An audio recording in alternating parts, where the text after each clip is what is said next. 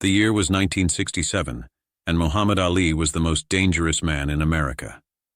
No, Ali was dangerous because he refused to shut up. He refused to be humble.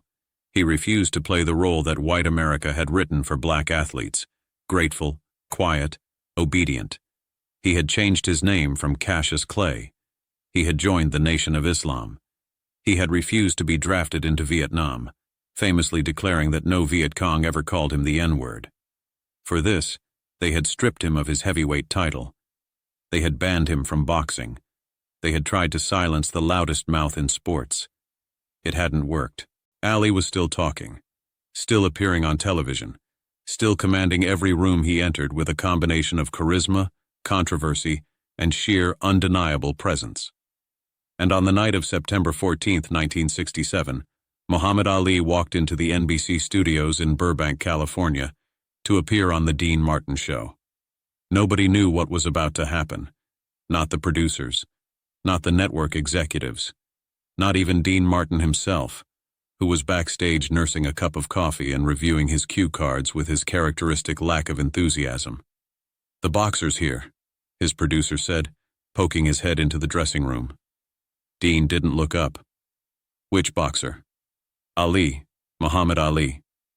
Dean raised an eyebrow. "The guy who won't go to Vietnam?" "That's the one." Dean took a sip of his coffee. "Should be interesting." That was Dean Martin, the master of understatement, the man who had seen everything Hollywood and Las Vegas had to offer, and remained perpetually unimpressed. While the rest of America was terrified of Muhammad Ali, his politics, his religion, his unapologetic blackness, Dean Martin couldn't muster more than mild curiosity. It was this attitude that would make the next 30 minutes legendary. The Dean Martin Show was one of the most popular variety programs on television. Every Thursday night, millions of Americans tuned in to watch Dean sing, tell jokes, and interact with celebrity guests in his famously relaxed style. The set was designed to look like a living room, complete with a bar where Dean would pretend to drink throughout the show. The whole thing felt like a party you'd been invited to, with Dean as the effortlessly charming host. But tonight's party was about to get crashed. Ali arrived at the studio with his entourage, 3 large men in suits and bow ties who looked like they could handle any trouble that might arise. The production staff was nervous. Ali's reputation preceded him. He was unpredictable, confrontational, and absolutely fearless. Nobody knew what he might say or do on live television. The plan was simple. Dean would introduce Ali. They'd have a brief scripted conversation about boxing. Ali would do a little shadow boxing for the audience, and then they'd move on to the next segment. Safe, controlled, boring. Ali had other plans. When Dean walked onto the stage to begin the show, the audience erupted in applause. He was wearing his signature tuxedo, holding a glass of what appeared to be bourbon, and moving with that lazy grace that had made him famous. He sang his opening number, told a few jokes about his drinking habits, and then turned to introduce his first guest.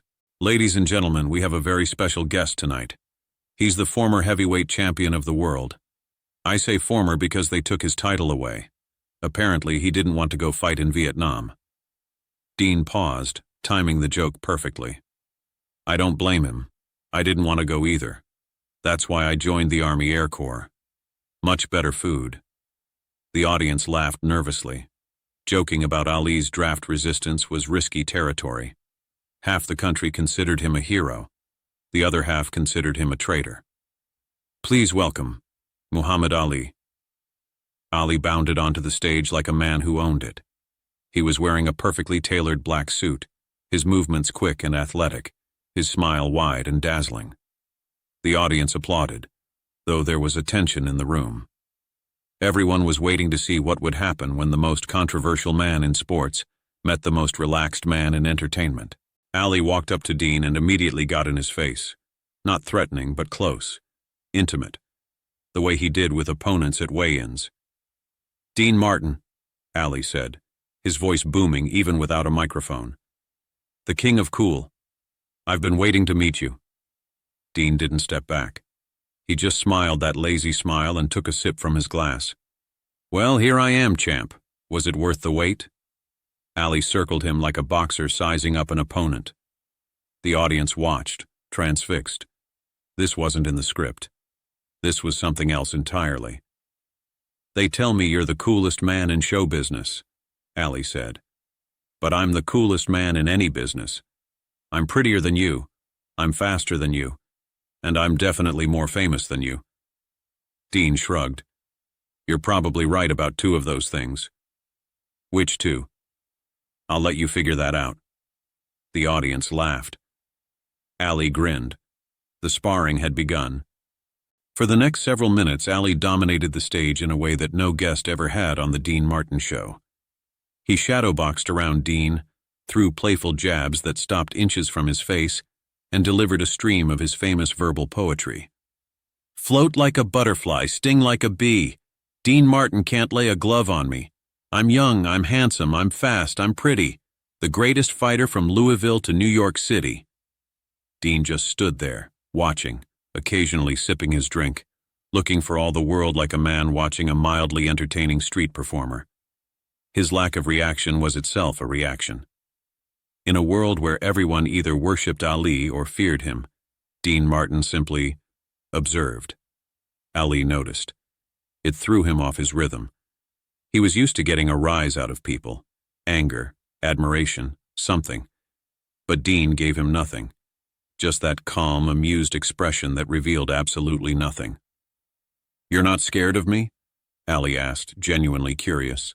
Dean considered the question. Should I be? I'm the heavyweight champion of the world. Were, Dean corrected mildly. They took that away, remember? The audience gasped. You didn't correct Muhammad Ali. You didn't challenge Muhammad Ali, especially not about the title that had been unjustly stripped from him. But Ali didn't get angry. Instead, he threw his head back and laughed. You got guts, Dean Martin. You got guts. Most white men look at me and see a scary black man. What do you see? Dean paused. The whole studio seemed to hold its breath. This was the moment. This was where Dean Martin would reveal who he really was beneath the mask of cool indifference. I see a guy who talks a lot, Dean said. I mean a lot. My ex-wives talked less than you, and that's saying something. The audience exploded with laughter. Even Ali cracked up. But Dean wasn't finished. He set down his glass and looked Ali directly in the eyes. When he spoke again, his voice was quieter, more serious.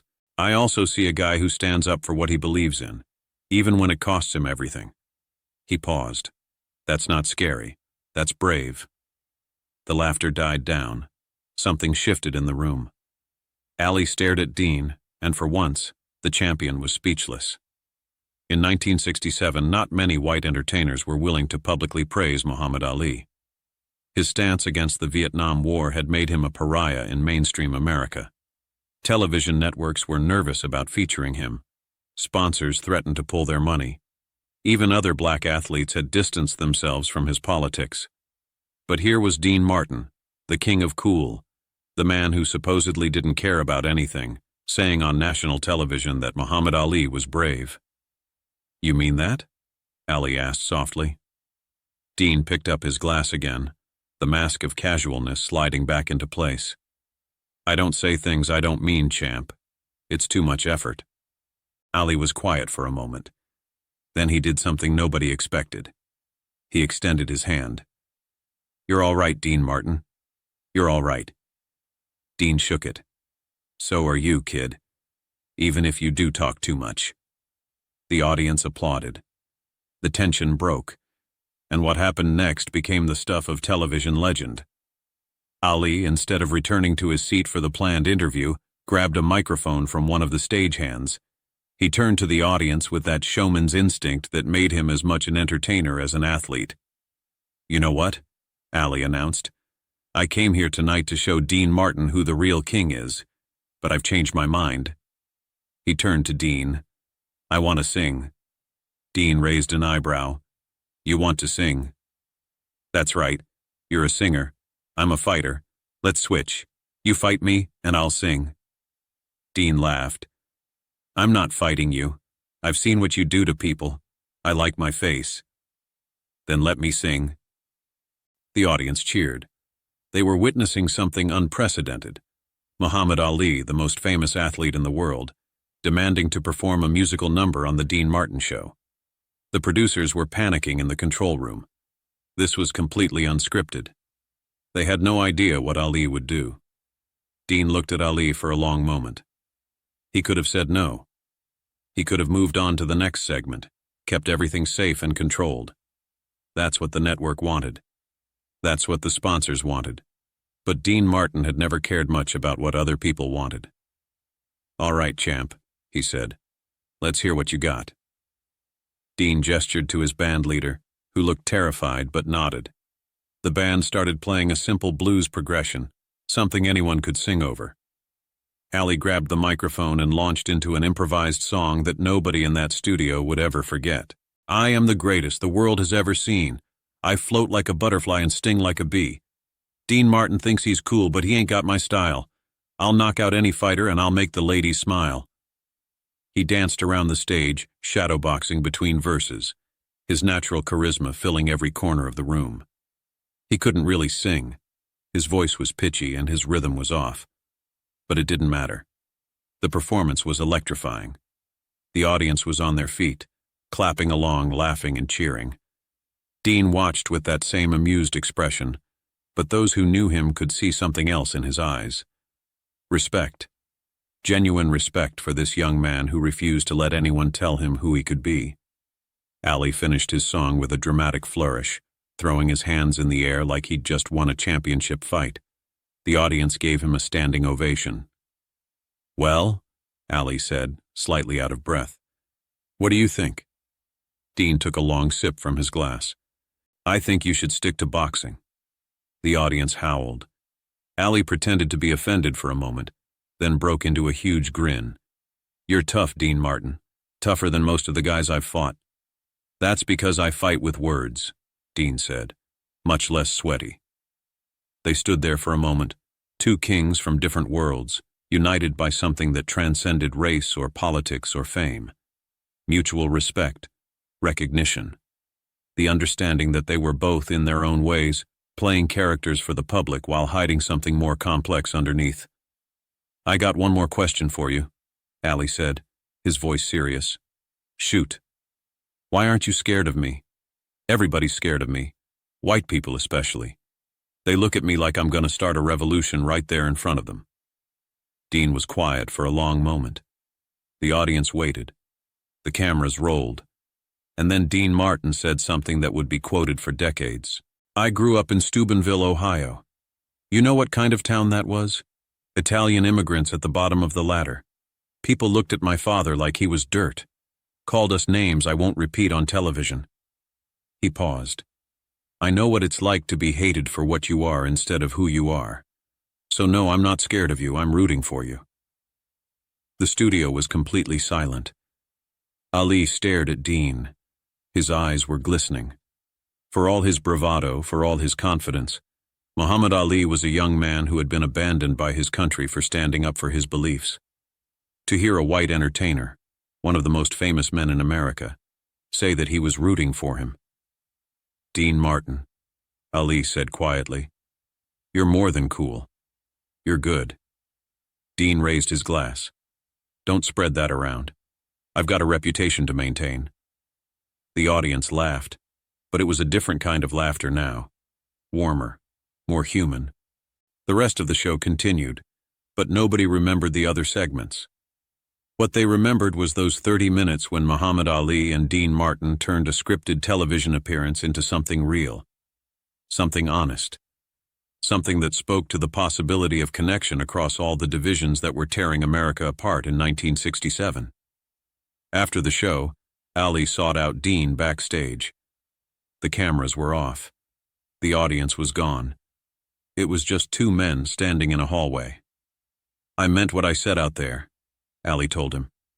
"You're different from the others." Dean lit a cigarette. "We're all different from each other, champ. That's kind of the point." "No, I mean," Ali struggled to find the words. "You don't see color first. Most people, even the nice ones, they see a black man before they see Muhammad Ali. You just see Me. Dean exhaled a stream of smoke. You want to know the truth? I don't really see anybody. I'm too busy trying not to see myself. Ali frowned. What does that mean? Dean smiled, but it didn't reach his eyes. It means we all got masks, champ. Yours is the loudest man in the room.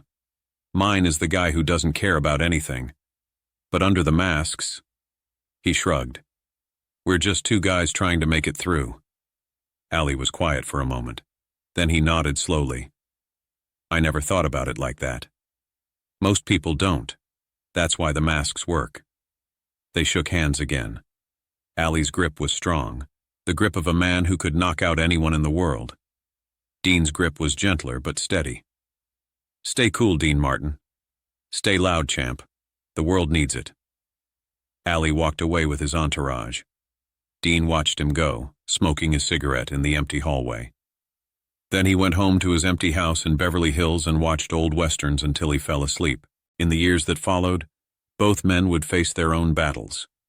Ali would eventually get his title back, become a global icon, and be celebrated as one of the greatest athletes and activists in history.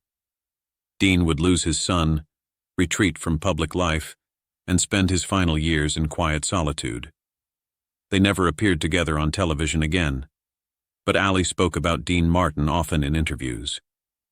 Dean Martin was the only white entertainer who treated me like a man in 1967, Ali said in a 1984 interview. Everybody else was either scared of me or trying to use me. Dean just saw me, the real me, and he wasn't afraid of what he saw.